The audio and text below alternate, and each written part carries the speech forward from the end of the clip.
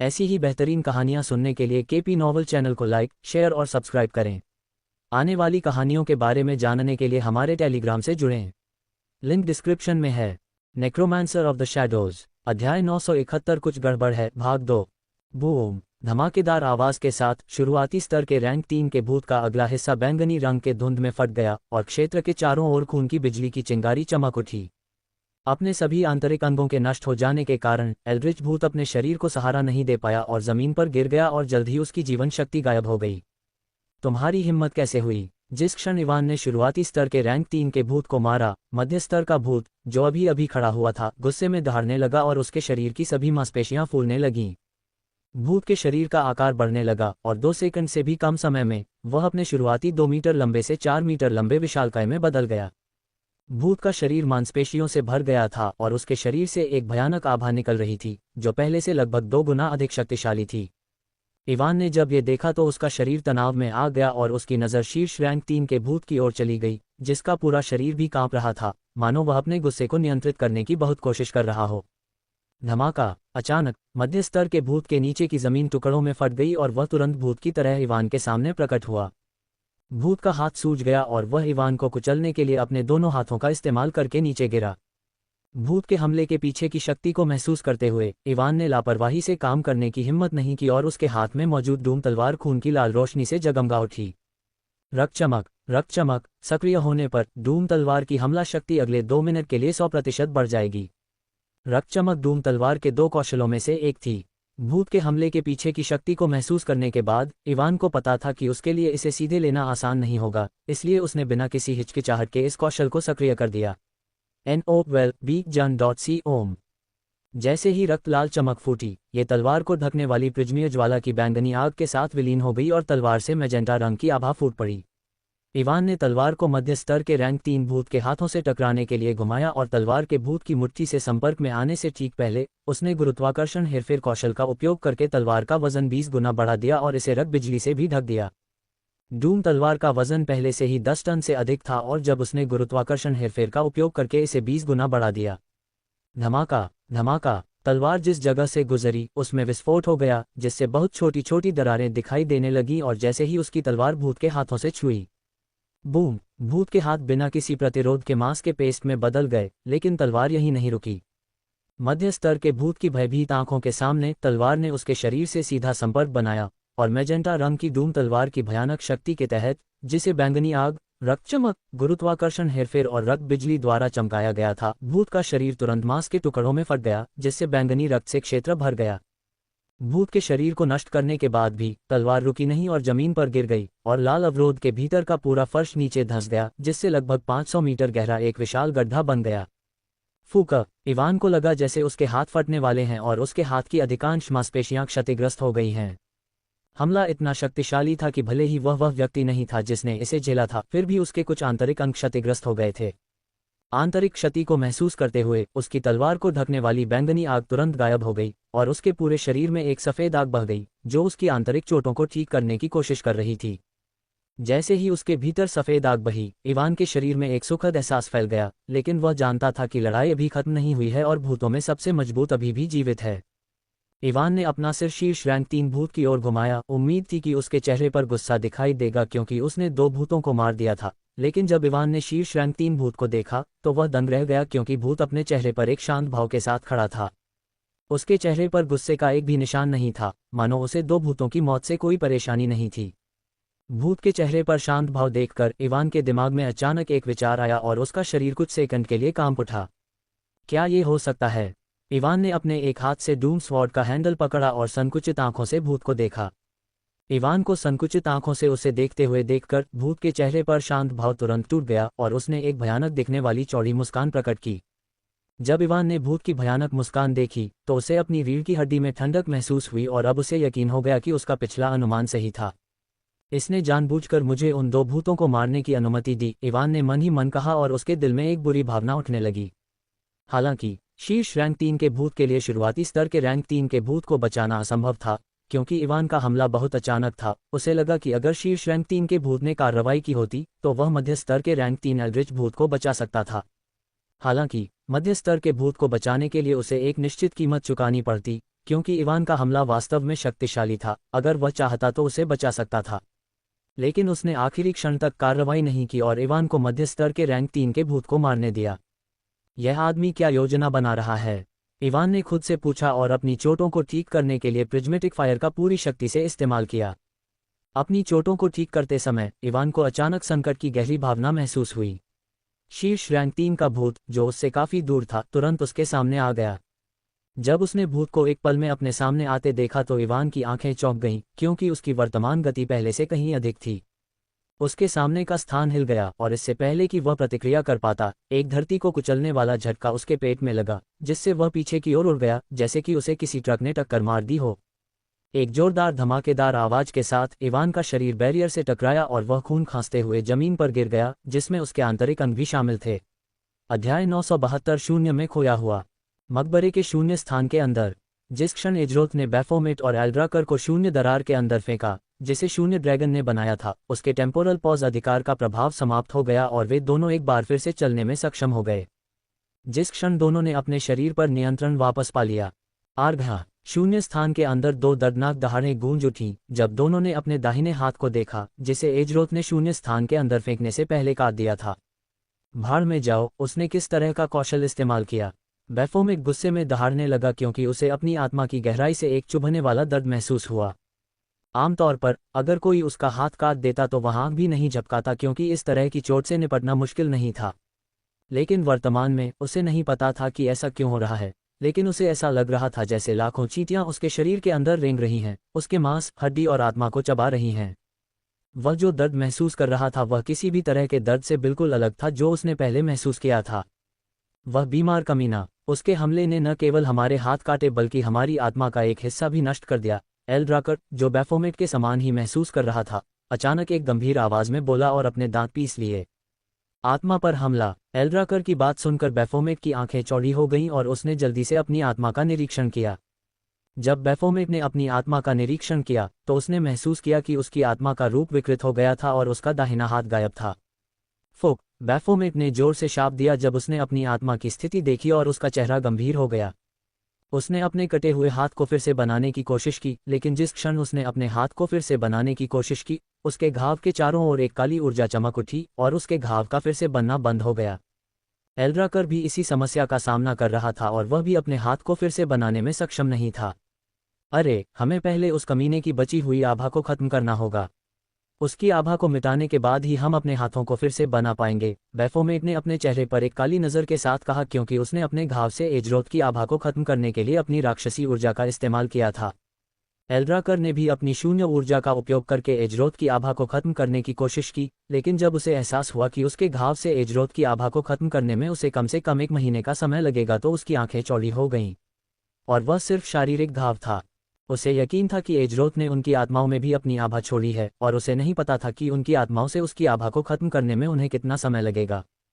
हमें अपनी चोटों से निपटने के बारे में सोचने से पहले यहाँ से चले जाना चाहिए, बैफोमेट ने अचानक सुझाव दिया, क्योंकि वह अब शून्य स्थान में नहीं रहना चाहता था। हालांकि वह इसे स्वीकार नहीं करना चाहता था, लेकिन उसे वास्तव में खतरा महसूस हुआ कि एजरोथ भी शून्य स्थान के अंदर आ जाएगा और उन्हें और अधिक घायल कर देगा। एल्ड्राकर ने बैफोमेट की बात सुनकर अपना सिर हिलाया और अपनी शून्य ऊर्जा का उपयोग करके उस मार्ग को महसूस किया जिसे उसने मकबरे के शून्य स्थान में प्रवेश करने के लिए बनाया था। एल्ड्राकर ने मार्ग की स्थिति का पता लगाने की कोशिश की, लेकिन 5 मिनट के बाद भी वह इसे खोजने में सक्षम नहीं था और उसकी अभिव्यक्ति गंभीर हो गई। ये कैसे संभव है? उसने अपने चेहरे पर एक चौंका देने वाली नज़र के साथ कहा। यह विश्वास नहीं कर रहा था कि वह मार्ग के स्थान को महसूस नहीं कर सकता था।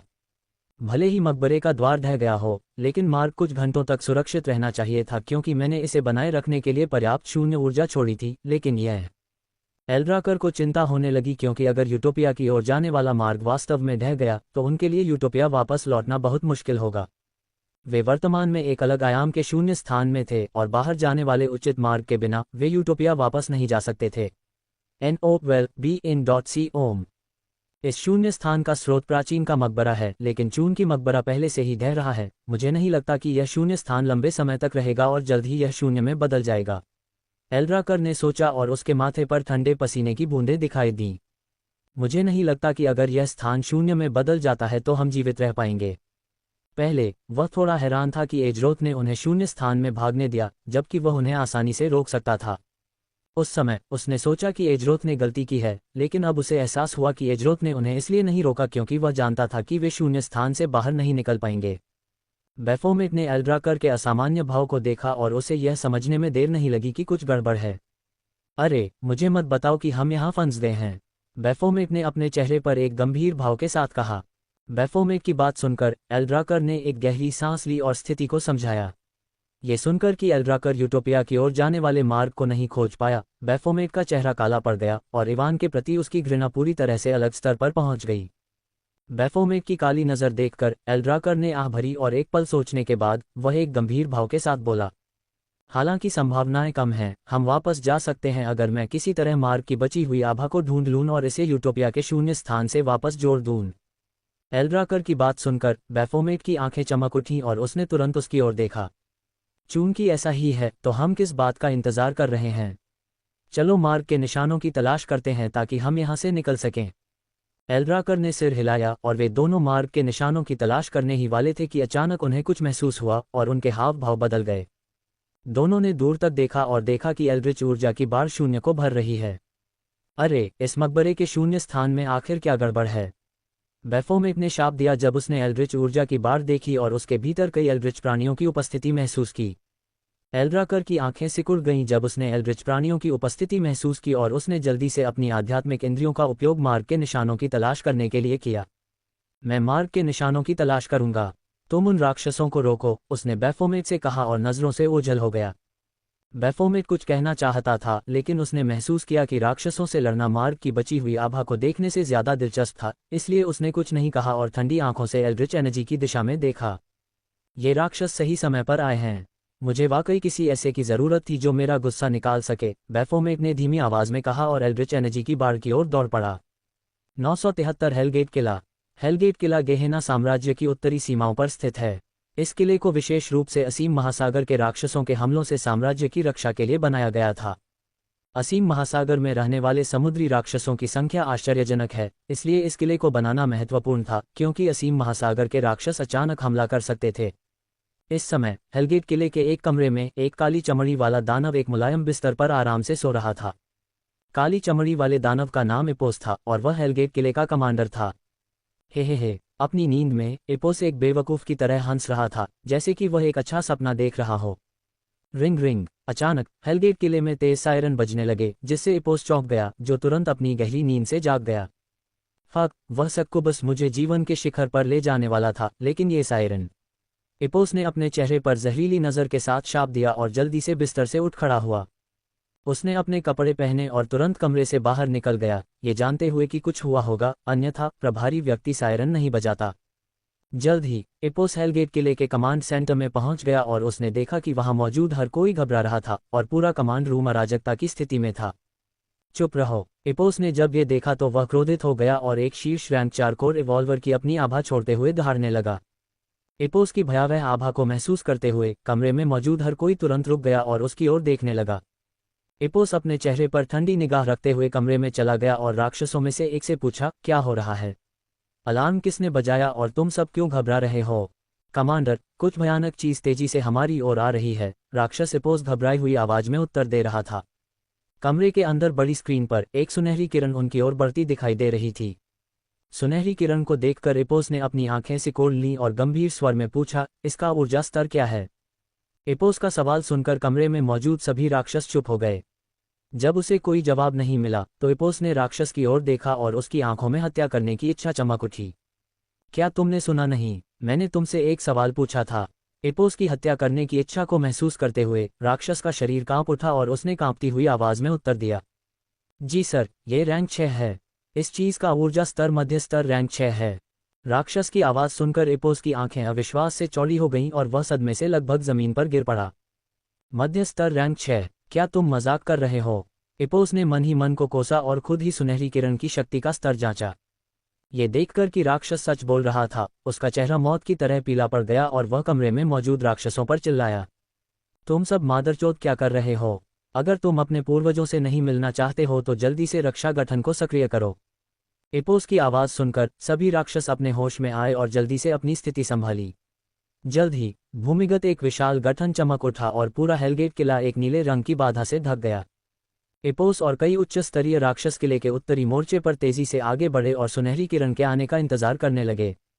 कमांडर, मुझे नहीं लगता कि हमें बहुत ज्यादा चिंता करने की जरूरत है, एक चतुर दिखने वाले राक्षस ने, जिसकी आंखें सिकुड़ी हुई थीं, धीमी आवाज में कहा जबकि वे प्रतीक्षा कर रहे थे। राक्षस की बात सुनकर एपोस ने उसकी ओर देखा और गंभीर स्वर में पूछा, तुम्हारा क्या मतलब है? चतुर दिखने वाले राक्षस ने दूर तक देखा और गहरी आवाज में उत्तर दिया, हेलगेट किला गेहेना साम्राज्य का हिस्सा है। किले पर हमला करने का मतलब साम्राज्य के खिलाफ युद्ध की घोषणा करना है। क्या आपको लगता है कि कोई हमारे खिलाफ युद्ध छेड़ने की हिम्मत करेगा? चतुर राक्षस की बात सुनकर एपोस की आंखें चमक उठीं और उसका दिल थोड़ा शांत हो गया। वास्तव में महामहिम की वर्तमान प्रतिष्ठा के साथ केवल एक मूर्ख ही हम पर हमला करने की हिम्मत कर सकता है, एपोस ने सोचा और राहत की सांस ली। हालांकि चतुर दिखने वाले राक्षस की आवाज सुनकर एपोस शांत हो गया, लेकिन उसने रक्षा संरचना को निष्क्रिय नहीं किया। लगभग 5 मिनट बाद राक्षसों ने देखा कि प्रकाश की सुनहरी किरण हवा में से होकर गुजरी और हेलगेट किले के चीकू पर रुक गई। दहाड़, एक राजसी ड्रैगन की दहाड़ हजारों किलोमीटर तक गूंजी और हेलगेट किले पर दुनिया को कुचलने वाला दबाव पड़ा। गड़गड़ाहट, मध्यम स्तर के रैंक 6 के प्रकाश ड्रैगन द्वारा छोड़े गए दबाव से पूरा किला हिल गया, जिससे कमजोर राक्षस मौके पर ही बेहोश हो गए। अगर रक्षा संरचना की सुरक्षा न होती तो पूरा किला ड्रैगन की आभा से पहले ही नष्ट हो चुका होता। हेलगेट किले के सामने खड़े एपोस और दूसरे राक्षसों के चेहरे पीले पड़ गए और वे सभी डर से कांप रहे थे। ड्रैगन की शत्रुतापूर्ण आभा को महसूस करके ही वे सभी बता सकते थे कि वह शांतिपूर्ण बातचीत के लिए नहीं आया था। पूरे हेलगेट किले को कवर करने वाले नीले रंग के अवरोध को देखकर ड्रैगन की सुनहरी आंखों में तिरस्कार की झलक दिखाई दी जैसे ही उसने अपना मुंह खोला। जिस क्षण ड्रैगन ने अपना मुंह खोला, हेलगेट किले के अंदर हर एक राक्षस को विनाश की भावना ने घेर लिया। भाड़ में जाओ, ये ड्रैगन हम पर हमला क्यों कर रहा है? एपोस ने अपने चेहरे पर एक उत्तेजित भाव के साथ दहाड़ लगाए और हेलगेट किले में और भी अंदर भागने के लिए मुड़ा। जैसे ही एपोस भागने के लिए मुड़ा, किसी ने अचानक उसके दाहिने पैर पर वार किया, जिससे वह लड़खड़ा गया और जमीन पर गिर गया। नोव एल बी JNN। एपोस ने ऊपर देखा और देखा कि चतुर दिखने वाला राक्षस तेज गति से भाग रहा है और उसकी आवाज उसके कानों में गूंज रही थी। कमांडर, एक पल के लिए इसके हमले को रोको ताकि मैं भाग सकूं। तुम? राक्षस की बात सुनकर एपोस इतना क्रोधित हो गया कि उसकी काली त्वचा क्रोध से लाल हो गई। उसने खड़े होकर भागने की कोशिश की, लेकिन जैसे ही वह खड़ा हुआ, दहाड़, हजारों किलोमीटर दूर तक एक तेज गरजने वाली ड्रैगन की दहाड़ गूंजी और मध्य स्तर के रैंक 6 लाइट ड्रैगन ने किले की ओर अपनी लाइट ड्रैगन की सांसें फेंकी। ड्रैगन की सांसों के साथ जब अपार शक्ति बैरियर से टकराई तो पूरा किला सुनहरी रोशनी से जगमगा उठा। जिस क्षण ड्रैगन की सांस बैरियर से टकराई, बैरियर बर्फ की तरह पिघल गया और ड्रैगन की सांसों ने पूरे किले को अपनी चपेट में ले लिया, जिससे किले के अंदर मौजूद हर एक राक्षस का सफाया हो गया। किले को नष्ट करने के बाद लाइट ड्रैगन ने एक बार फिर दहाड़ लगाई और आखिरकार गेहेना साम्राज्य की सीमाओं में प्रवेश किया, सीधे राजधानी शहर की ओर बढ़ गया जहां बैफोमेट का महल स्थित था। पढ़ने के लिए धन्यवाद। अगर आपको कहानी पसंद आई हो तो पावर स्टोन्स के साथ वोट करें। 974 रक्त बलिदान भाग 1। हफ तारानकन हफ। इवान ने भारी सांस ली क्योंकि उसके मुंह के कोने से खून की बूंदें गिर रही थीं। उसने जमीन से उठने की कोशिश की, लेकिन जैसे ही वह खड़ा हुआ, उसके अंदरूनी अंग हिल गए और उसने एक बार फिर से मुंह में खून भर लिया। फक, वह कितना शक्तिशाली है। इवान ने अपना सिर उठाया और शीर्ष रैंक 3 के भूत को देखा जो उससे कुछ दूरी पर खड़ा था। शासक के अधिकार और छाया कब्जा कौशल के कारण उसकी वर्तमान सहनशक्ति 5000 के करीब थी, लेकिन इतनी उच्च सहनशक्ति के साथ भी सिर्फ एक मुक्का ने उसे लगभग मार डाला। अपने शरीर की स्थिति को महसूस करते हुए इवान ने खुद को ठीक करने के लिए प्रिज्मेटिक फ्लेम की सफेद आग के साथ अपने पुनर्जनन कौशल का इस्तेमाल किया। साथ ही उसने ग्रोथ लिंक कौशल के दूसरे प्रभाव का उपयोग करके एलिसिया के उपचार कौशल को लिया और उपचार प्रक्रिया को तेज कर दिया। काश मैं भी प्राइमोडियल शैडो एनर्जी का इस्तेमाल उसी तरह कर पाता जिस तरह एजरोथ ने किया था। इवान ने जमीन से उठते हुए मन ही मन सोचा। एजरोथ ने जिस तरह प्राइमोडियल शैडो एनर्जी का इस्तेमाल किया, उसे देखने के बाद इवान को यकीन हो गया कि अगर वह अपनी शैडो एनर्जी में मिली जीवन की वैचारिक ऊर्जा का इस्तेमाल कर पाता तो उसके लिए कुछ ही सेकंड में अपनी सारी चोटों को ठीक करना मुश्किल नहीं होता। ताली ताली। जैसे ही इवान जमीन से उठा, उसने ताली की आवाज सुनी और देखा कि शीर्ष रैंक 3 का भूत अपने राक्षसी चेहरे पर एक बड़ी मुस्कान के साथ ताली बजा रहा है। जैसा कि तुमसे उम्मीद थी, सामान्य शीर्ष रैंक 2 कोर इवॉल्वर भी उस हमले को सीधे झेलने के बाद मर जाते, लेकिन तुम न केवल बच गए बल्कि तुम्हारे पास लड़ाई जारी रखने की ताकत भी है, शीर्ष रैंक 3 का भूत बोला और उसके चेहरे की मुस्कान गायब हो गई। लेकिन देखते हैं कि तुम कितने समय तक टिक पाते हो। जैसे ही भूत ने बोलना समाप्त किया, वह एक कदम आगे बढ़ा और एक बार फिर भूत की तरह इवान के सामने प्रकट हुआ। लेकिन इस बार इवान भूत के लिए तैयार था। वह टेम्पोरल वेलोसिटी का पूरी शक्ति से उपयोग कर रहा था और जैसे ही उसने भूत को एक कदम आगे बढ़ते देखा, उसने बूट्स ऑफ वोइड गेजर के नेदर स्ट्राइड कौशल का उपयोग किया और जहां वह खड़ा था वहां से गायब हो गया। वह अपनी पिछली स्थिति से कुछ 100 मीटर दूर दिखाई दिया और उसी समय आइस चेन कौशल को सक्रिय करने के लिए प्राइमेडियल शैडो एनर्जी का उपयोग किया। बर्फ से बनी एक काली चेन उसके हाथ से निकली और डूम तलवार की ओर बढ़ी जो उससे कुछ दूरी पर जमीन पर पड़ी थी। काली बर्फ की चेन डूम तलवार के हैंडल के चारों ओर लिपटी हुई थी और इवान ने चेन को घुमाया, जिससे रक्त लाल तलवार शीर्ष रैंक 3 भूत की ओर बढ़ गई जो अभी अभी उसके हमले से चूक गया था। धमाका धमाका। जैसे ही विशाल भारी तलवार हवा में चीरती हुई आगे बढ़ी, उसने धमाकेदार आवाजें पैदा की और एक पल में भूत के सामने आ गई। अपने सामने चमकती हुई रक्त लाल तलवार को देखकर भूत ने हंसी उड़ाई और तलवार पकड़ने के लिए अपना हाथ उठाया, जो एल्ड्रिच ऊर्जा से चमक रहा था।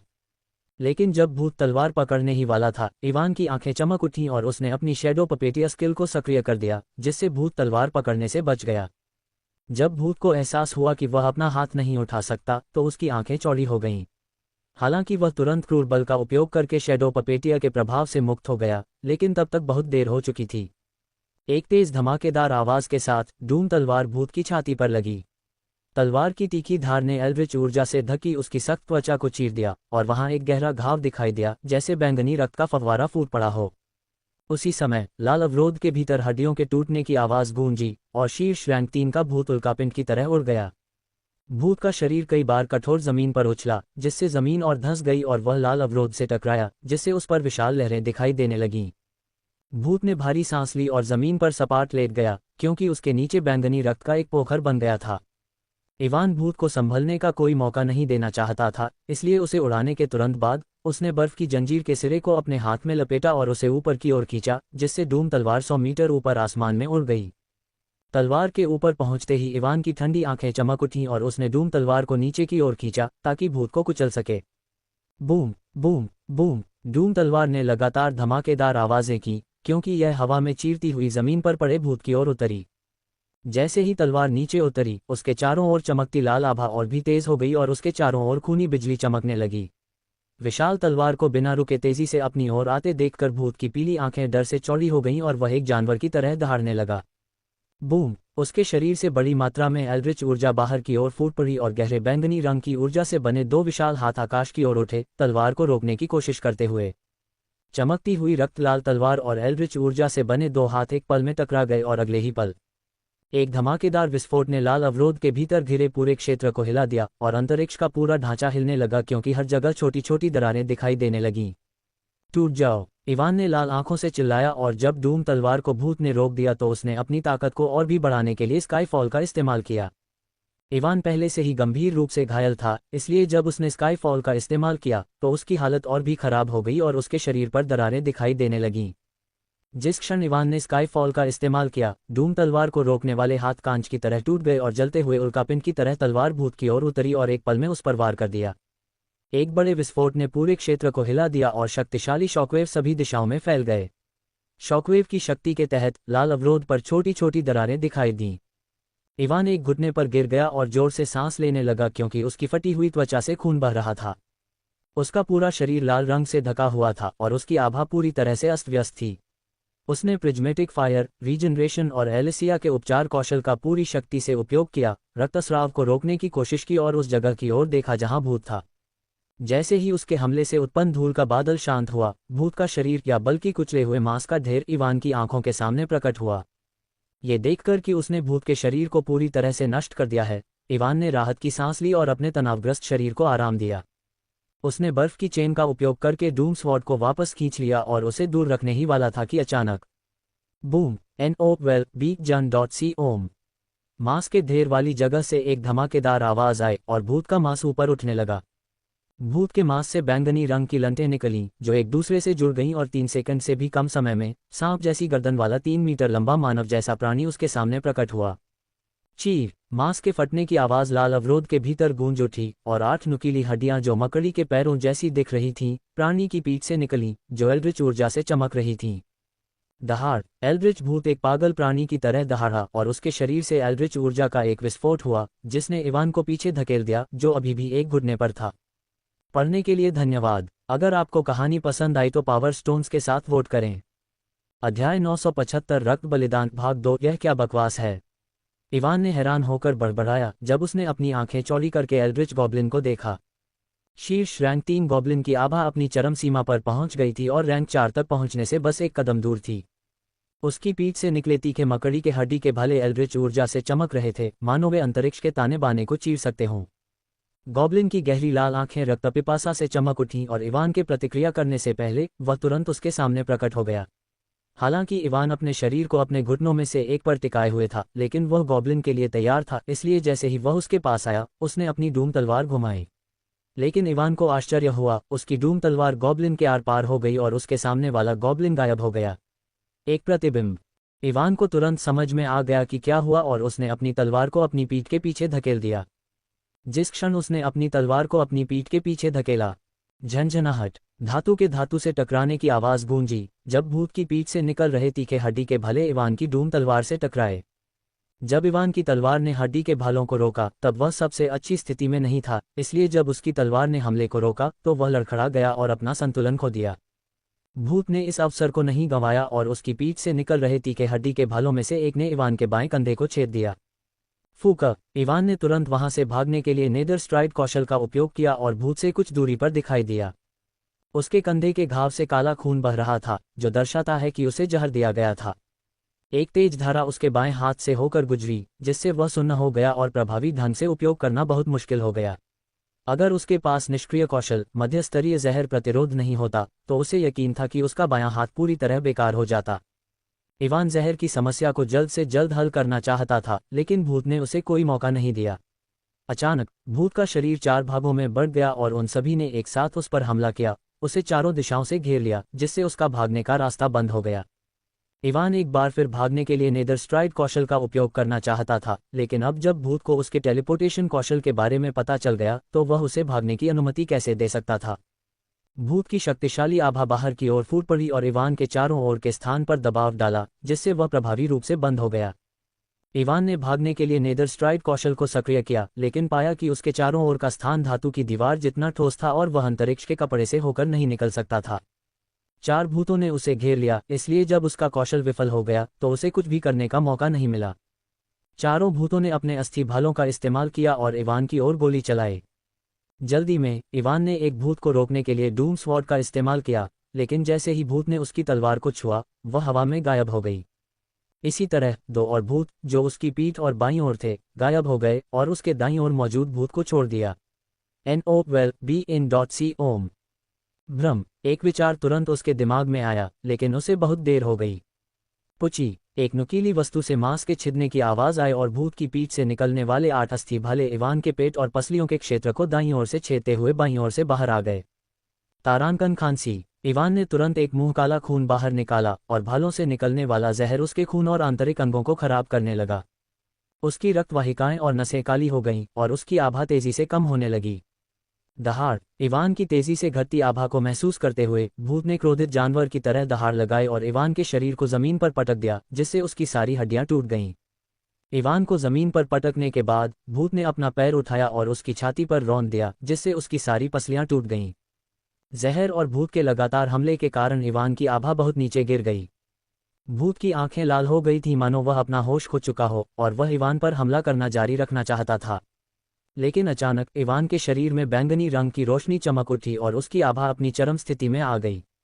इससे पहले कि भूत समझ पाता कि क्या हुआ था, एक सुनहरी मुट्ठी अंतरिक्ष को चीरती हुई सीधे उसके चेहरे पर आ गिरी, जिससे वह आसमान में उड़ गया। हालांकि मुट्ठी शक्तिशाली थी, लेकिन ये भूत की रक्षा को तोड़ने में सक्षम नहीं थी और भूत ने जल्द ही हवा में अपना संतुलन वापस पा लिया और बहुत ऊपर मंडरा रहा था। इवान, जो अभी अभी डेथ ट्रांसफर कौशल का उपयोग करके ठीक हुआ था, ने भूत को अपने चेहरे पर शिकन के साथ देखा। हालांकि वह अपनी चोटों से ठीक हो गया था, लेकिन उसकी स्थिति अभी भी गंभीर थी। छाया कब्जे का प्रभाव 40 सेकंड में समाप्त हो जाएगा, उसने मन ही मन सोचा, भूत को घूरते हुए जो आसमान से उसे नीचे देख रहा था। मेरी मौजूदा ताकत के साथ भी इस आदमी के खिलाफ टिक पाना मुश्किल है, लेकिन एक बार शैडो पोजीशन का असर खत्म हो जाने के बाद मेरे लिए इसके खिलाफ कुछ भी करना असंभव हो जाएगा। इवान का दिमाग तेजी से दौड़ने लगा और उसने एक उपाय के बारे में सोचा। सब कुछ सोचने के बाद उसके मुंह से एक लंबी आह निकली। मैं इस कौशल का इस्तेमाल नहीं करना चाहता था क्योंकि मैं इन भूतों को हराने के तुरंत बाद एलोरा की तलाश करना चाहता था, लेकिन ऐसा लगता है कि कोई और रास्ता नहीं है। इवान ने धीमी आवाज में कहा और उसकी आंखें बेहद ठंडी हो गईं। उसने डूम तलवार को अपने हाथ में कसकर पकड़ लिया और उसमें से एक गहरी रक्तलाल चमक निकलने लगी। रक्त बलिदान, उसने ठंडी आवाज में कहा और डूम तलवार के दूसरे कौशल को सक्रिय किया। जिस क्षण इवान ने कौशल को सक्रिय किया, डूम तलवार के चारों ओर रक्त की आभा तेज हो गई और उसके हैंडल से तीखे कांटे निकले जो तलवार पकड़े हुए इवान की हथेली में चुभ गए। डूम तलवार ने इवान के खून को सोखना शुरू कर दिया और जैसे जैसे ऐसा हुआ, तलवार के चारों ओर की लाल चमक और भी तेज हो गई। डूम तलवार से आने वाली लाल चमक इवान के शरीर में समा गई और उसकी आभा तेजी से बढ़ने लगी। मैं इसे एक ही हमले में खत्म कर दूंगा, इवान ने मन ही मन सोचा और अगले ही पल उसके पैरों के नीचे की जमीन टुकड़ों में फट गई और वह तुरंत आसमान में ऊपर दिखाई दिया जहां एल्ड्रिच गॉब्लिन था। अध्याय 976 कब्र से बाहर निकलना भाग 1। जैसे ही इवान ने रक्त बलिदान कौशल को सक्रिय किया, उसके शरीर से शक्ति का एक विस्फोट हुआ और उसने महसूस किया कि उसके स्टेट पॉइंट काफी बढ़ गए हैं। डूम स्वॉर्ड का दूसरा कौशल रक्त बलिदान उपयोगकर्ता के स्टेट पॉइंट को 20% तक बढ़ाता है और तलवार की आक्रमण शक्ति को 200% तक बढ़ाता है। इस कौशल का प्रभाव 1 मिनट तक रहता है और एक बार प्रभाव समाप्त होने के बाद उपयोगकर्ता 2 घंटे के लिए कमजोर अवस्था में प्रवेश करेगा। जब इवान ने कौशल को सक्रिय किया तो उसके स्टेट पॉइंट को एक महत्वपूर्ण बढ़ावा मिला और डूम स्वॉर्ड की आक्रमण शक्ति अपने उच्चतम संभव स्तर पर पहुंच गई। डूम स्वॉर्ड का पहला कौशल रक्त चमक अभी भी सक्रिय था, इसलिए रक्त बलिदान कौशल के साथ मिलकर डूम स्वॉर्ड की आक्रमण शक्ति 300% बढ़ गई। इसके अतिरिक्त इवान अपनी शक्ति को और बढ़ाने के लिए पर्पल फ्लेम और ब्लड लाइटनिंग का उपयोग कर रहा था, जिससे डूम स्वॉर्ड की वर्तमान आक्रमण शक्ति वास्तव में भयानक हो गई। बूम! कौशल को सक्रिय करने के बाद इवान ने गॉब्लिन के आसमान से नीचे आने का इंतजार नहीं किया। उसने अपने पैरों को जमीन पर दबाया और एक धमाकेदार आवाज के साथ उसकी ओर गोली चलाई। गॉब्लिन उससे लगभग 100 मीटर ऊपर मंडरा रहा था, लेकिन अपने उच्च स्टेट पॉइंट का उपयोग करते हुए इवान तुरंत उसके सामने आ गया। जैसे ही वह गॉब्लिन के सामने पहुंचा और अपनी तलवार उठाए, गड़गड़ाहट, मैजेंटा रंग की तलवार से निकलने वाले दबाव के कारण लाल अवरोध के अंदर का वातावरण हिलने लगा। यहां तक कि शीर्ष रैंक 3 गॉब्लिन जो तलवार का सामना कर रहा था, उसे आसन कयामत का एहसास हुआ और उसकी रक्त लाल आंखें भय से चौड़ी हो गईं। आसन मृत्यु को महसूस करते हुए एल्ड्रिच गॉब्लिन ने एक बार फिर अपने कौशल का उपयोग किया, जिससे उसका शरीर 4 भागों में विभाजित हो गया। दुर्भाग्य से गॉब्लिन को पहले इस कौशल का उपयोग करते देखने के बाद इवान इस चाल के लिए पूरी तरह से तैयार था। जिस क्षण गॉब्लिन का शरीर 4 भागों में विभाजित हुआ, इवान की आंखें घूमती हुई शून्य की तरह घूमने लगीं, क्योंकि उसने आइज ऑफ एबिस को सक्रिय कर दिया था। आइज ऑफ एबिस के प्रभाव में 3 नकली गॉब्लिन तुरंत गायब हो गए, केवल असली गॉब्लिन उसके दाईं ओर मंडराता हुआ रह गया। तलवार को अपने सिर के ऊपर पकड़े हुए इवान ने उसे अपने सामने नीचे घुमाया, जहां नकली गॉब्लिन में से एक खड़ा था। आखिरी सेकंड में अपनी तलवार के नकली गॉब्लिन पर वार करने से ठीक पहले इवान ने नेदर स्ट्राइड कौशल का उपयोग किया और अपनी स्थिति को बाईं ओर स्थानांतरित कर दिया, जहां असली गॉब्लिन था। गॉब्लिन, ये सोचकर कि उसने इवान को सफलतापूर्वक मूर्ख बना दिया है, तब चौंक गया जब इवान अचानक उसके सामने आ गया। डूम स्वॉर्ड को अपनी ओर आते देख गॉब्लिन का खून ठंडा हो गया और उसके चेहरे पर भय की झलक दिखाई दी। दहाड़! भूत ने डर के मारे दहाड़ लगाए और तलवार को रोकने के लिए अपनी पीठ से निकले 8 हड्डियों वाले भालों का इस्तेमाल किया। ये देखते हुए कि भूत अपनी तलवार रोकना चाहता है, इवान की आंखों में खून की प्यास चमक उठी और उसकी तलवार के हड्डी के भालों से टकराने से ठीक पहले गुरुत्वाकर्षण हेरफेर, उसने गुरुत्वाकर्षण हेरफेर कौशल का पूरी शक्ति से इस्तेमाल किया, जिससे तलवार की शक्ति पूरी तरह से अलग स्तर पर पहुंच गई। धमाका, धमाका, धमाका! जैसे ही मैजेंटा रंग की डूम तलवार गुजरी, अंतरिक्ष में विस्फोट हो गया और काले रंग की दरारें दिखाई देने लगी जो जानवरों के छोटे मुंह की तरह लग रही थीं। विभिन्न कौशलों से चमकीली डूम तलवार ने भूत के हड्डी के भालों से संपर्क बनाया और बिना किसी प्रतिरोध के क्रैक क्रैक क्रैक सभी हड्डी के भाले टूट गए और हड्डी के चूर्ण में बदल गए। बिना किसी शक्ति को खोए तेज रोशनी के साथ चमकती तलवार नीचे उतरती रही और गॉब्लिन के शरीर से संपर्क किया। पफ! लाल अवरोध से घिरे पूरे क्षेत्र में पफिंग की आवाज गूंजी और गॉब्लिन का शरीर बिना किसी प्रतिरोध के खून की धुंध में बदल गया। क्रैक! उसी समय हड्डियों के टूटने की आवाज गूंजी क्योंकि इवान के हाथ की हड्डियां चकनाचूर हो गईं, जो डूम तलवार को घुमाने के दबाव को झेलने में असमर्थ थीं, जो वर्तमान में विनाश लाने वाली से कम नहीं थी। जैसे ही इवान के हाथ की हड्डियां टूट गईं, डूम तलवार उसके हाथों से छूट गई और रॉकेट की तरह जमीन की ओर चली गई। ज्वलंत मैजेंटा रंग की डूम तलवार एक धधकते उल्कापिंड की तरह उतरी, जो अंधेरे स्थान पर तीव्र रंग की एक ज्वलंत लकीर खींचती हुई चली गई। जैसे ही तलवार जमीन की ओर गिरी, जमीन कांपने लगी और 1 सेकंड से भी कम समय बाद एक गगनभेदी गर्जना के साथ तलवार जमीन से टकराई, जिससे एक विस्फोटक बल निकला जिसने सन्नाटे को तोड़ दिया। प्रभाव का बिंदु एक चकाचौंध फ्लैश में फट गया, जिससे सभी दिशाओं में शॉकवेव फैल गए। मैजेंटा रंग की लपटें उठीं और बेतहाशा नाचने लगी, और रक्त की बिजली ने अपने रास्ते में आने वाली हर चीज को भस्म कर दिया। जमीन टूट गई और दरार पड़ गई, जिससे गहरी खाई खुल गई जो मकड़ी के जाले की तरह फैल गई। जैसे ही शॉकवेव सभी दिशाओं में फैल गई, इवान एक टहनी की तरह उड़ गया और विनाशकारी गति से लाल अवरोध से टकराया। क्रैक! उसकी कई हड्डियां टूट गईं और उसने मुंह भर खून खांसकर बाहर निकाला। तलवार से निकली लपटों ने उसे भस्म करने की कोशिश की, लेकिन उसने खुद को ढकने के लिए प्रिज्मेटिक फायर का इस्तेमाल किया और खुद को तीव्र गर्मी से बमुश्किल बचाया। भाड़ में जाओ, ये पूरी तरह से नियंत्रण से बाहर हो गया। इवान ने जोर से शाप दिया क्योंकि वह अपने चारों ओर विनाश को देखते हुए जमीन से उठने की कोशिश कर रहा था। जैसे ही वह खड़ा हुआ, उसे अपने पूरे शरीर में तेज दर्द महसूस हुआ। उसकी 5 पसलियां टूट गई थीं, उसके दोनों हाथ ढीले पड़ गए थे, उसके अंदरूनी अंग बुरी तरह क्षतिग्रस्त हो गए थे और उसका खून बह रहा था। उसने अपने अंदर झांका और पाया कि वह लगभग विश्वसार से बाहर हो चुका था। भले ही वह पुनर्जनन या किसी अन्य कौशल का उपयोग करके ठीक होना चाहता था, उसे अपने विश्वसार के ठीक होने का इंतजार करना था। बादम बादम अफरा तफरी के बीच इवान ने अचानक दिल की धड़कन की तेज आवाज सुनी। आवाज सुनकर उसके हाव भाव बदल गए और उसने जल्दी से आवाज की दिशा में देखा।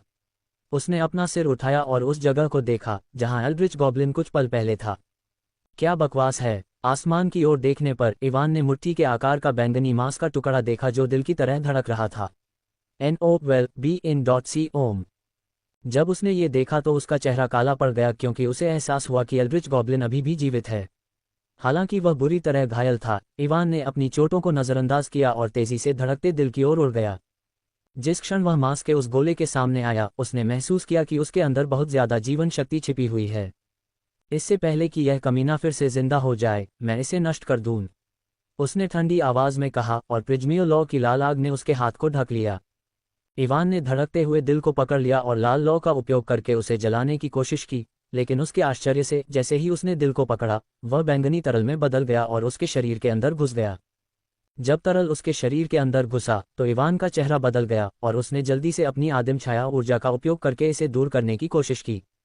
लेकिन बैंगनी तरल एक अजेय शक्ति की तरह आगे बढ़ा और जल्दी से उसके आदिम सम्राट कोर के पास पहुंच गया। भले ही इवान ने छाया ऊर्जा का उपयोग करके इसे रोकने की कोशिश की, लेकिन ये काम नहीं किया और तरल उसके कोर के अंदर घुस गया। बडम बडम जैसे ही तरल उसके कोर के अंदर घुसा, उसका दिल, जो रून ऑफ ओरिजिन की रूपरेखा में ढका हुआ था, युद्ध के ड्रम की तरह धड़कने लगा। तारांकन खांसी। अपनी भारी चोटों और क्षतिग्रस्त आंतरिक अंगों के कारण इवान खांसी के मुंह से खून निकला और उसका चेहरा पीला पड़ गया जब उसका दिल युद्ध के ढोल की तरह धड़कने लगा। अरे, क्या हो रहा है! इवान ने अपने दांत भींचे और उस दर्द को सहने की पूरी कोशिश की जो उस पर हमला कर रहा था।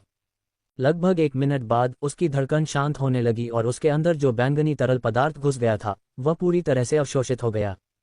जिस क्षण बैंगनी तरल पदार्थ पूरी तरह से अवशोषित हुआ, इवान की आंखों के सामने 2 सूचनाएं चमक उठीं। आपने निष्क्रिय कौशल एल्ड्रिच ऊर्जा प्रतिरक्षा प्राप्त कर ली है। आपको मूल सार की एक बूंद मिली है।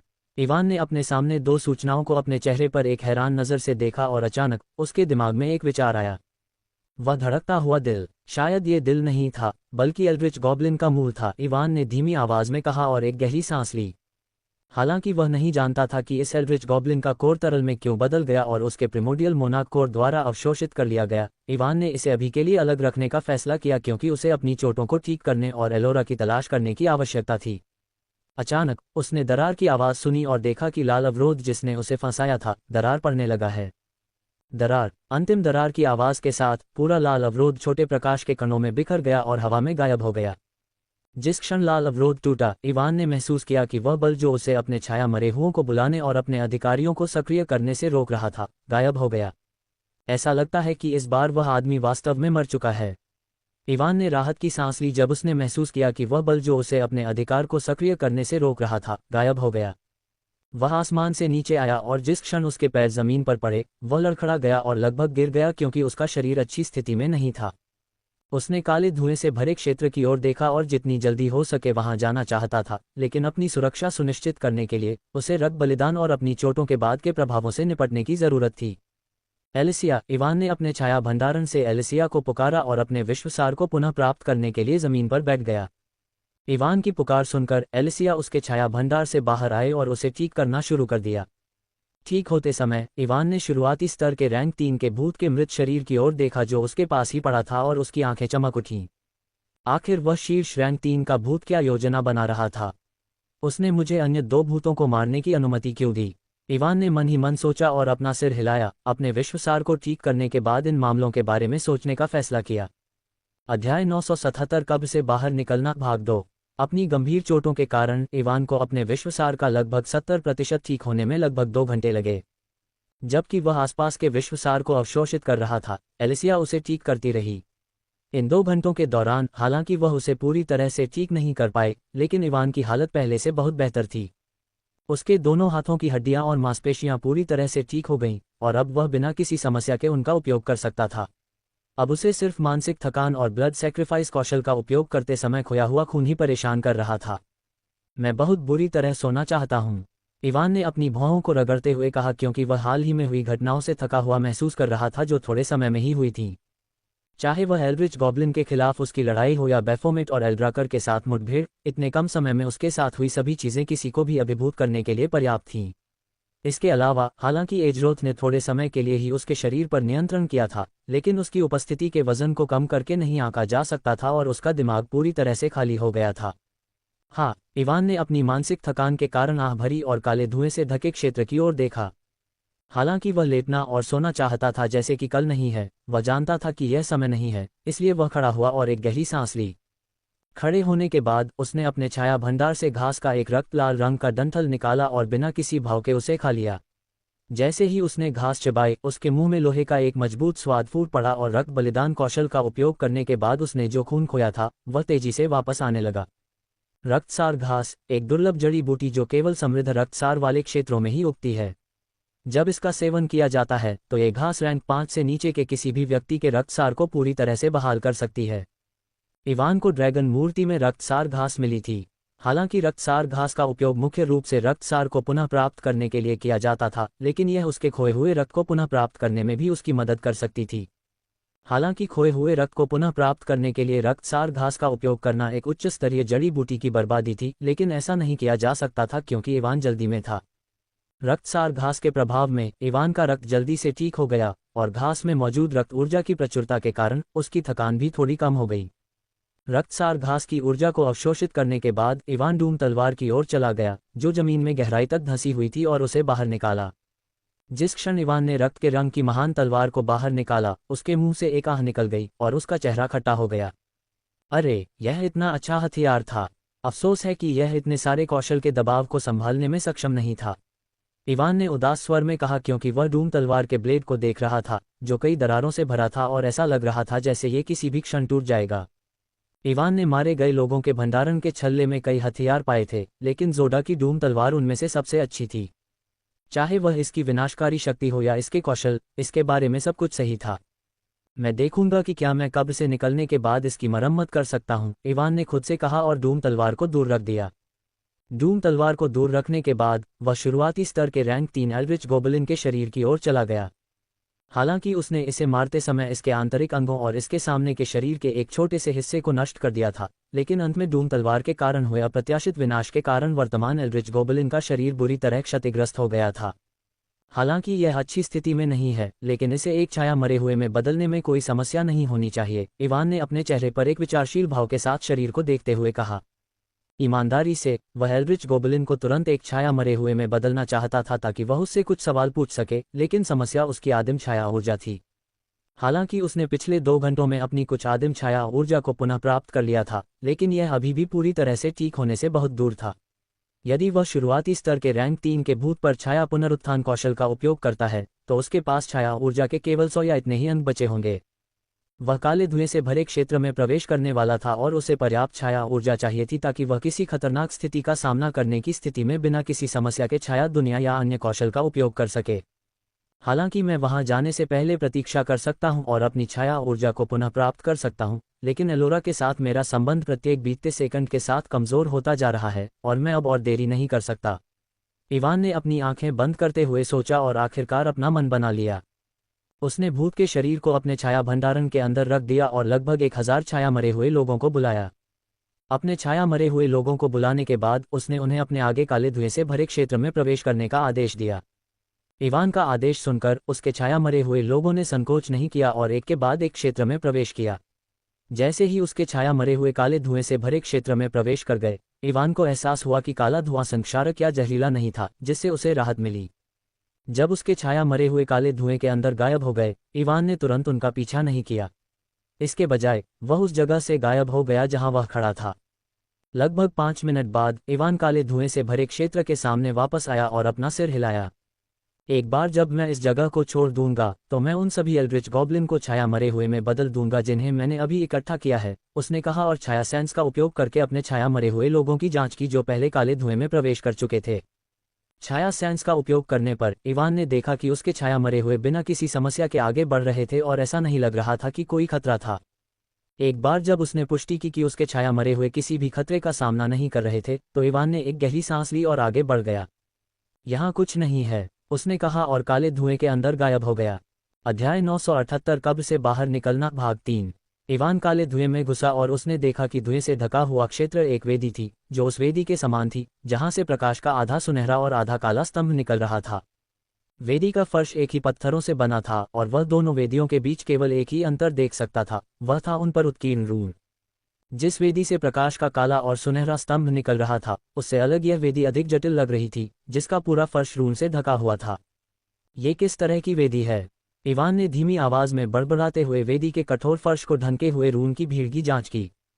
इवान अपने छाया मरे हुए लोगों पर पूरा ध्यान दे रहा था, जो उससे पहले वेदी में प्रवेश कर चुके थे और समय समय पर उनकी जांच करने के लिए अपनी छाया इंद्रियों का उपयोग कर रहा था।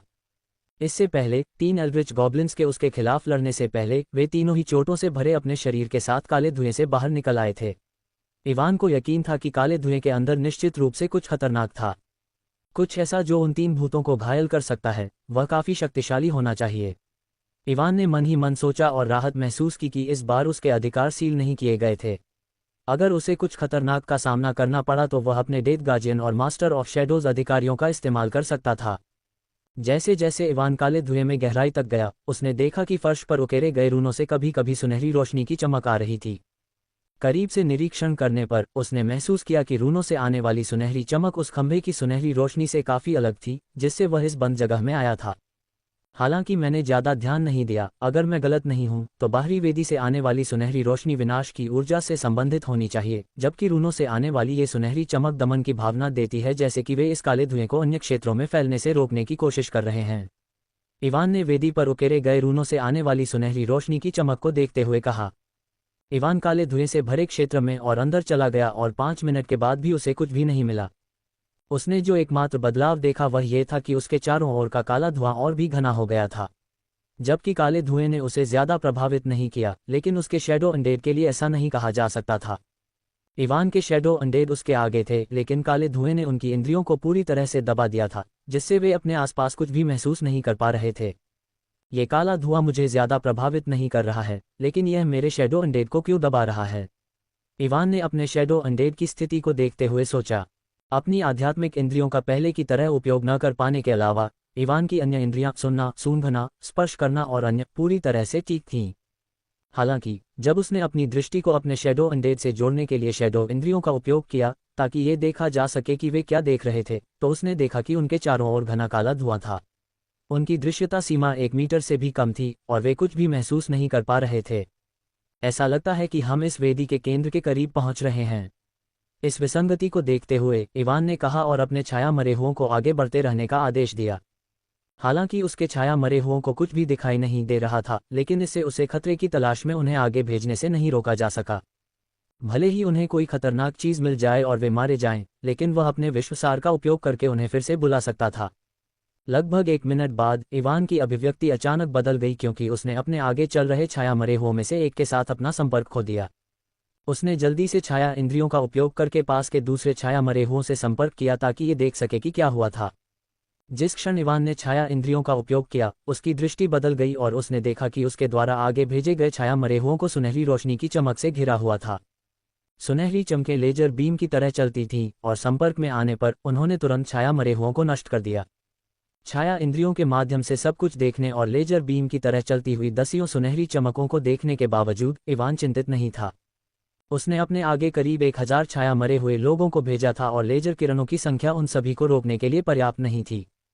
थोड़ी देर तक चकमा देने के बाद लगभग 150 छाया मरे हुए लोग सुनहरी रोशनी से गुजरने और सुरक्षित रूप से भागने में कामयाब रहे।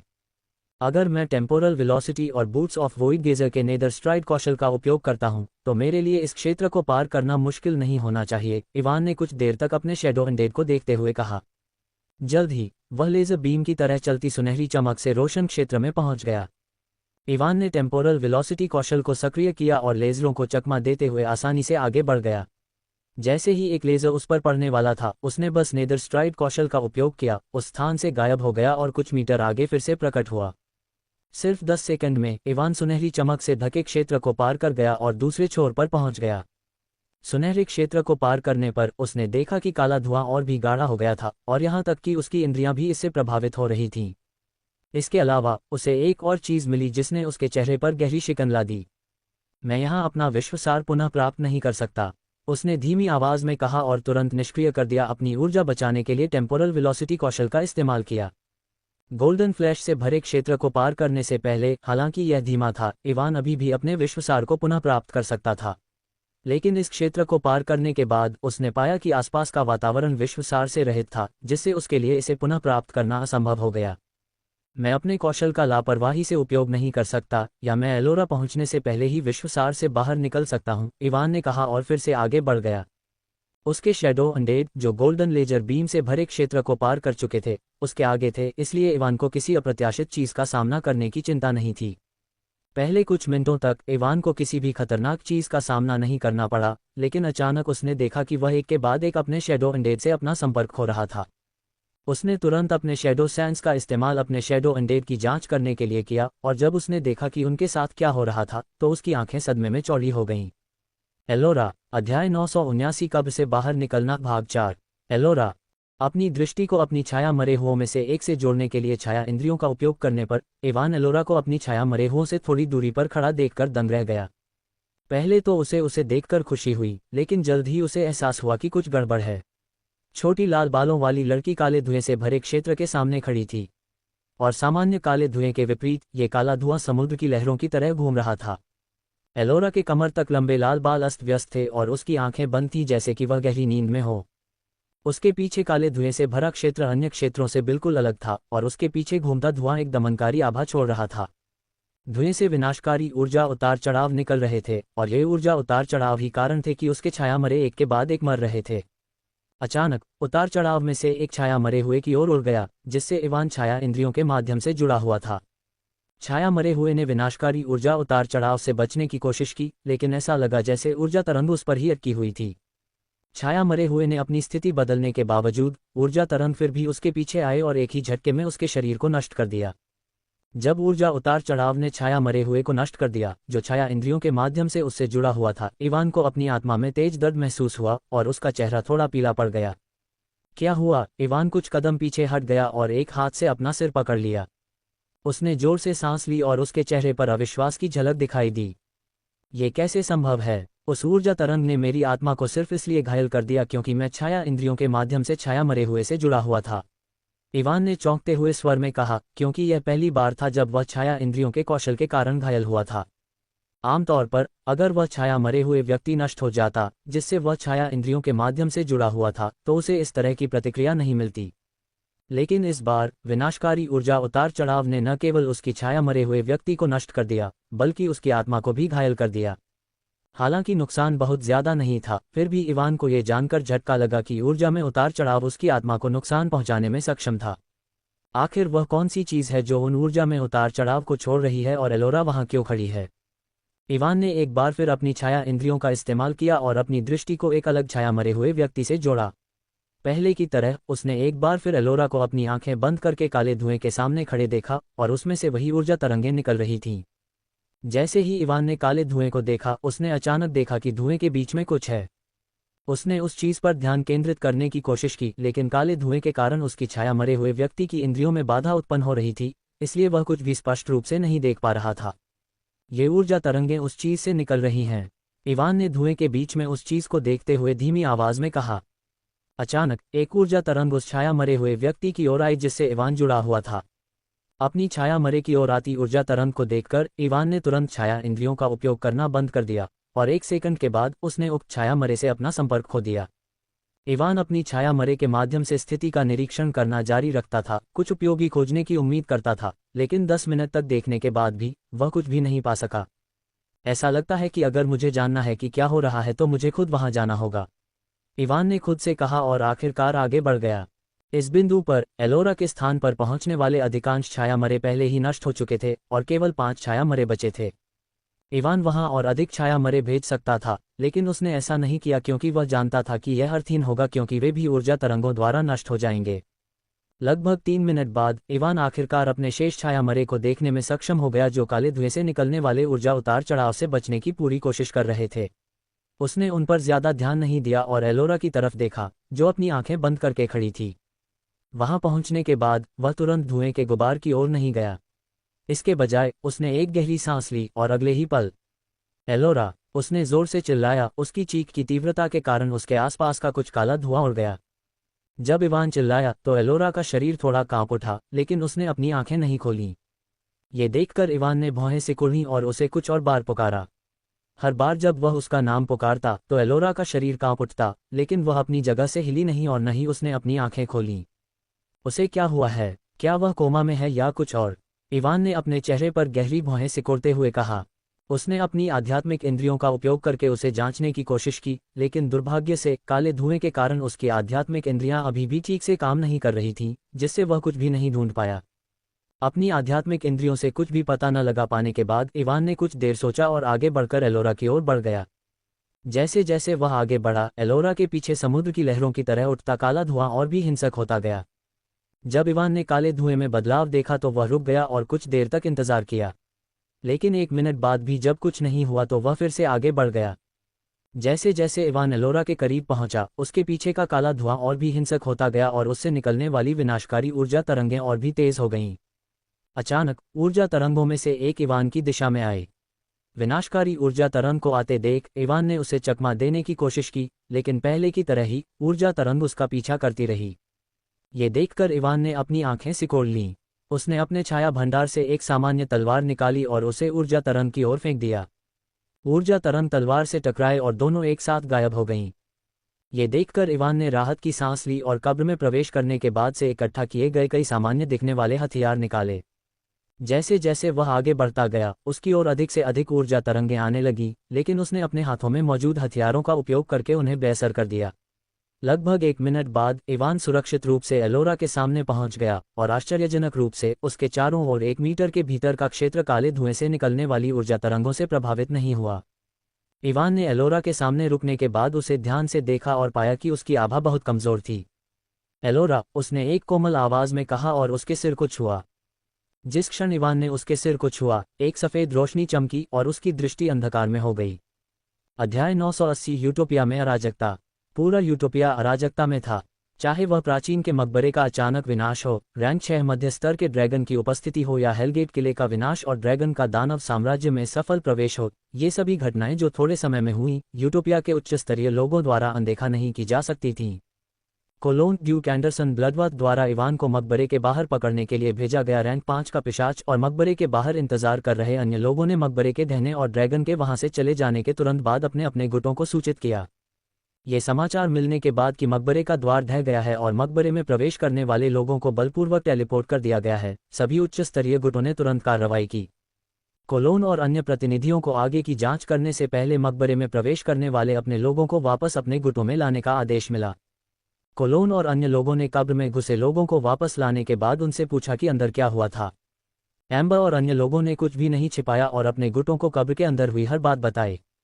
लोग पहले से ही एक मध्यम स्तर के रैंक 6 ड्रैगन के अचानक प्रकट होने और कब्र के विनाश से स्तब्ध थे, लेकिन एम्बर और अन्य लोगों ने जो बताया उससे वे और भी अधिक हैरान थे। ये सुनने के बाद कि कब्र कुछ शक्तिशाली आभाओं के कारण ढह गई थी जो मध्यम स्तर के रैंक 6 ड्रैगन से भी अधिक भयानक थी, सभी को अपनी रीढ़ की हड्डी में ठंडक महसूस हुई। लेकिन जिस खबर ने उन्हें अंदर तक झकझोर दिया वह निस्संदेह इवान के बारे में थी। क्या आपको यकीन है? एक लंबे, युवा दिखने वाले व्यक्ति ने पूछा, जिसकी गहरी लाल आंखें, स्टाइलिश काले बाल और गोरी त्वचा थी। वह व्यक्ति काला सूट पहने हुए था और हाथ में वाइन का गिलास पकड़े हुए सिंहासन पर बैठा था। हाँ पिताजी, मुझे यकीन है। वे निश्चित रूप से वही थे जैसा मैंने रिकॉर्ड में पढ़ा था। एम्बर ने अपने पिता एलिस्टेयर नाइटफॉल उर्फ द ब्लड मोनार्क का सामना करते हुए अपने चेहरे पर एक गंभीर भाव के साथ उत्तर दिया। एलिस्टेयर के चेहरे पर संदिग्ध भाव देखकर एम्बर को गुस्सा आया और उसने एक रिकॉर्डिंग क्रिस्टल निकाला। एलिस्टेयर अपने सिंहासन पर बैठा था जब एम्बर ने रिकॉर्डिंग बजाई, लेकिन जैसे ही रिकॉर्डिंग शुरू हुई उसकी आंखें चौड़ी हो गईं और वह तुरंत अपने सिंहासन से उठ खड़ा हुआ, जल्दी से एम्बर के सामने आया जो क्रिस्टल पकड़े हुए थी। एलिस्टेयर की हरकत से एम्बर चौंक गई, लेकिन पिशाच ने उसकी परवाह नहीं की और रिकॉर्डिंग को ध्यान से देखा। रिकॉर्डिंग में इवान एक विशाल काले पक्षी की पीठ पर खड़ा था और एक हाथ से रैंक 3 बंदर को पकड़े हुए था। लेकिन एलिस्टेयर ने उस पर कोई ध्यान नहीं दिया, उसकी आंखें इवान के चेहरे पर टिकी थीं। एल्ड्राकर की तरह एलिस्टेयर भी अतीत में एजरोथ से मिल चुका था, इसलिए उसे यह समझने में केवल एक नज़र लगी कि एम्बर सही थी और रिकॉर्डिंग में मौजूद व्यक्ति निश्चित रूप से शैडो मोनार्क से संबंधित था। हालांकि इवान का चेहरा शैडो मोनार्क की उसकी यादों की तुलना में थोड़ा अपरिपक्व लग रहा था, लेकिन एलिस्टेयर को यकीन था कि वे एक ही व्यक्ति थे। इतना ही नहीं, इवान से निकलने वाली घनी हत्या की मंशा को देखते हुए, जो इतनी तीव्र थी कि यह बाहरी दुनिया में मूर्त रूप ले चुकी थी और उसके आसपास के माहौल को बदल रही थी, एलिस्टेयर को वह दिन याद आया जब इटर्नल नाइट की घटना हुई थी और उसने गहरी सांस ली। क्या आप ही एकमात्र व्यक्ति हैं जो इसके बारे में जानते हैं या और भी हैं? उसने अपनी घबराहट को शांत करने के बाद पूछा। एम्बर ने एलिस्टेयर को इस तरह से घबराते हुए कभी नहीं देखा था, इसलिए वह उसकी प्रतिक्रिया से हैरान थी। लेकिन एजरोथ के बारे में जो उसने पढ़ा था उसे याद करने पर उसे लगा कि उसका घबराना स्वाभाविक था। आखिरकार सभी को लगा कि शैडो मोनार्क हजारों साल पहले मर चुका है, लेकिन वह अचानक एक बार फिर उनके सामने आ गया था। ब्लेज, वोइड्सकार, नोएल जैसे ज्यादातर शीर्ष कोर रिवॉल्वर जो टूम में प्रवेश कर चुके हैं, इस बारे में जानते हैं, एम्बर ने कहा और आगे कहा, हालांकि किसी भी तरह की हलचल न हो, इसके लिए हमने निम्न स्तर के कोर रिवॉल्वर को अपने अनुमान के बारे में नहीं बताया। केवल मुट्ठी भर शीर्ष स्तर के कोर रिवॉल्वर ही उसकी असली पहचान जानते हैं। एलिस्टेयर ने एम्बर की बात सुनकर सिर हिलाया और रिकॉर्डिंग की तरफ देखा जो अभी भी चल रही थी। जब उसने वह दृश्य देखा जिसमें इवान ने रैंक 3 वानर का सिर ऐसे कुचला जैसे वह टमाटर कुचल रहा हो, तो उसका दिल धड़क उठा और उसने संदेह भरी आवाज में पूछा, तुमने कहा था कि वह सिर्फ एक पीक रैंक 1 कोर रिवॉल्वर था। क्या तुम्हें यकीन है कि वह अपनी असली रैंक नहीं छिपा रहा था? एलिस्टेयर की बात सुनकर और ये देखकर कि इवान ने रैंक 3 वानर का सिर कैसे कुचला, एम्बर को भी संदेह हुआ। हालांकि उसने सब कुछ अपनी आंखों से देखा था, लेकिन उसे भी यकीन नहीं हो रहा था कि एक पीक रैंक 1 कोर रिवॉल्वर इस तरह से रैंक 3 राक्षस को मार सकता है। एलिस्टेयर की बात सुनकर एम्बर ने कहा, मुझे यकीन नहीं है, लेकिन उसके शरीर से निकलने वाली आभा निश्चित रूप से रैंक 1 कोर रिवॉल्वर की थी। ये तो पागलपन है, एलिस्टेयर ने गंभीर भाव से रिकॉर्डिंग को देखते हुए मन ही मन सोचा। एलिस्टेयर को ये देखकर लगा कि इवान ने सैकड़ों कोर रिवॉल्वर को मार डाला जो उससे उच्च स्तर के थे, जैसे कि वह सब्जियां काट रहा हो। उसका दिमाग सुन्न हो गया। भले ही वह पीक रैंक 1 कोर रिवॉल्वर होने के दौरान काफी शक्तिशाली था, लेकिन वह जानता था कि वह इवान के स्तर से बहुत दूर है। अगर उसे इवान की तरह सैकड़ों रैंक 2 कोर रिवॉल्वर का सामना करना पड़ता तो उसे यकीन था कि वह उन्हें इतनी आसानी से नहीं हरा पाता। रिकॉर्डिंग लंबी नहीं थी। एक बार जब इवान ने वोइड्सकार और अन्य को फंसाने के लिए शैडो वर्ल्ड कौशल का इस्तेमाल किया तो एम्बर ने रिकॉर्डिंग बंद कर दी थी क्योंकि वह शैडो वर्ल्ड के अंदर की स्थिति को कैप्चर नहीं कर पा रही थी। रिकॉर्डिंग खत्म होने के बाद एलिस्टेयर गहरी सोच में डूब गया। सब कुछ सोचने के बाद उसने अपना मन बना लिया। मुझे दूसरों से बात करने की ज़रूरत है। यह मामला ऐसा नहीं है जिसे हम हल्के में ले सकें। उसने मन ही मन सोचा और अपना संचार क्रिस्टल निकाल लिया। एलिस्टेयर को अपना संचार क्रिस्टल निकालते देख एम्बर ने उत्सुक स्वर में पूछा, आप किससे संपर्क कर रहे हैं पिताजी? एलिस्टेयर ने तुरंत जवाब नहीं दिया। उसने पहले क्रिस्टल में अपना कुछ विश्वसार डाला। जैसे ही क्रिस्टल उसके विश्वसार के कारण चमकने लगा, उसने आखिरकार बात की। मुझे इस मामले पर अन्य राजाओं और शीर्ष गुटों के नेताओं के साथ चर्चा करनी होगी। यदि आपने जो कुछ कहा है वह सच है तो हमें उसे जल्द से जल्द ढूंढना होगा।